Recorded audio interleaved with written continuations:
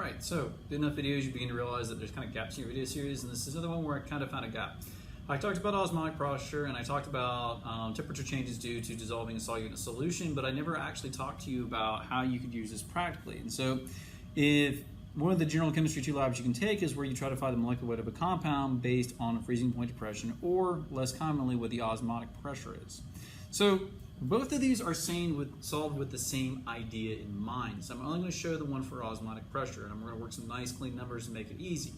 The thing you have to understand is that our methodology for figuring out molecular weight from osmotic pressure changes is going to be the exact same methodology we use for figuring out molecular weight from a temperature change in the boiling point or the freezing point. So I've got the numbers up here. Hopefully I remember to put in the video a list with the numbers on the bottom so you can actually see them.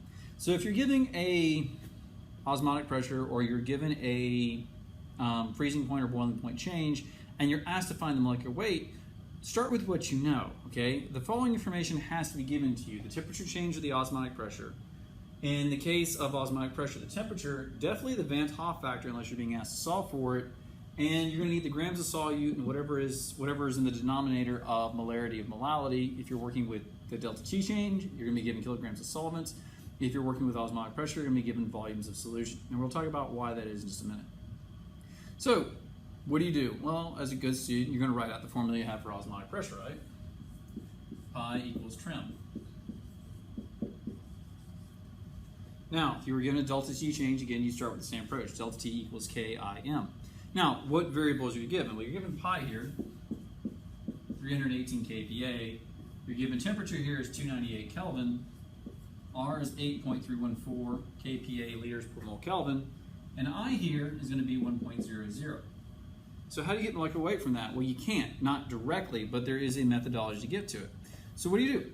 Solve for what you don't know in the equation. We don't know molarity, and luckily I've got my handy dandy cheat sheet here. My molarity in this case, when I solve for it, is 0.128 molar. What do I do with that? Well, if you're struggling to move from here, it's because you're trying to keep concepts in little boxes. These are all concepts that kind of blend together, and that's what make these really nice problems, is that it's actually a whole bunch of little concepts you have to staple together. So molarity is this number, but what is it also defined as? Well, molarity is just moles per unit volume.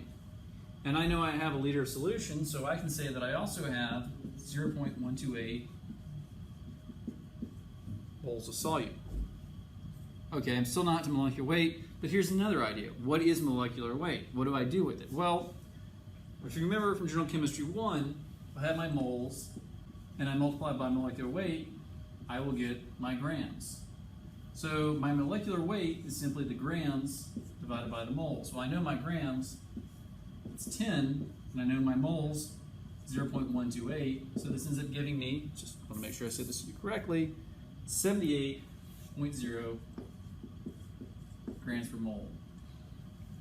So, how about if I gave you a delta T change? Well, it's the same approach, right? But delta T, you'd have the delta T, you'd have the K freezing or K boiling, you'd have the I, but you'd solve for molality. Now, when you got down to this step, instead of multiplying by the volume of solution, you just multiply by the kilograms of solvent. That would once again get you back to moles, and then you know your mass of the solute, you know the moles, that'll get you to molecular weight.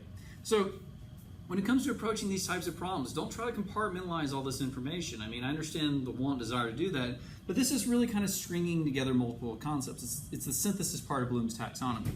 So take this, and hopefully you can do something with it.